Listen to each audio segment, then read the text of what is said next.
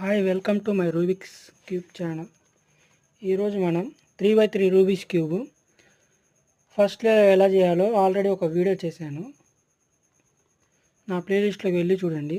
ఈరోజు మనం second layer ఎలా చేయాలి నేర్చుకుందాం.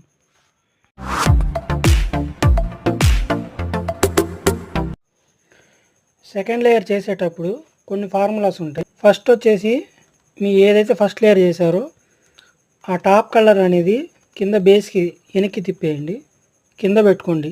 టాప్ కలర్ అనేది అప్ కలరు. ఇప్పుడు మీకు టీ షేప్ అనేది సెంటర్తో ఒక టీ, రివర్స్ టీ అనేది ఉండాలి ఏదైనా ఒక సైడ్.